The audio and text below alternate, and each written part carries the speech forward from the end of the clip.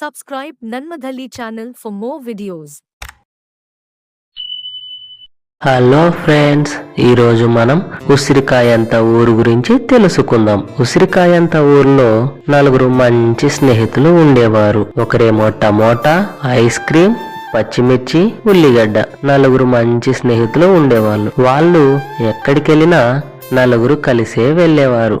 ఒకరోజు అడవిలో ఒక తోటకు వెళ్ళి అక్కడ నలుగురు చాలా సంతోషంగా ఎగురుతూ పాడుతూ ఎంతో మంచిగా ఎంజాయ్ చేశారు. ఒకరోజు టమాటా వీధుల్లో రోడ్లలో తిరుగుతూ ఎగురుకుంటా వస్తుండగా అటుగా వస్తున్న ఒక వ్యక్తి చూసుకోకుండా టమాటాపై కాలేస్తాడు. ఆ టమాటా తట్టుకోలేక పగిలిపోయి అక్కడికక్కడే ఏడుస్తూ చనిపోతుంది. ఇది విన్న ముగ్గురు స్నేహితులు పచ్చిమిర్చి, ఐస్ క్రీమ్, ఉల్లిగడ్డ బోరున ఏడవసాగారు. మా ఫ్రెండ్స్ ఇలా చనిపోతున్నారేంటి అని ఏడుస్తూ ఉన్నారు. ఒక రోజు ఐస్ క్రీమ్ రోడ్డు పైన నడుస్తూ ఎండకి తట్టుకోలేక జారుకుంటా నడుస్తూ అక్కడికక్కడే కరిగిపోయింది.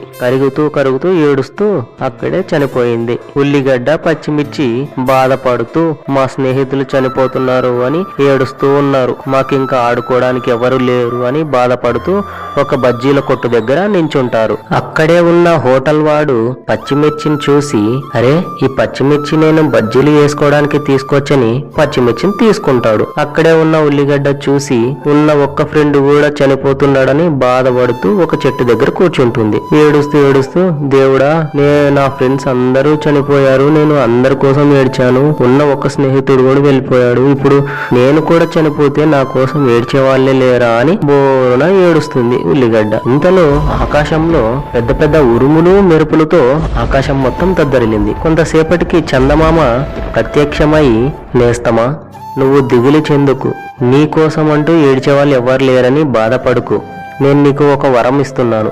ఎవరైతే నిన్ను కట్ చేస్తారో ప్రతి ఒక్కరూ నిన్ను చూసి ఏడుస్తారు అని వరం ఇచ్చి వెళ్ళిపోతాడు.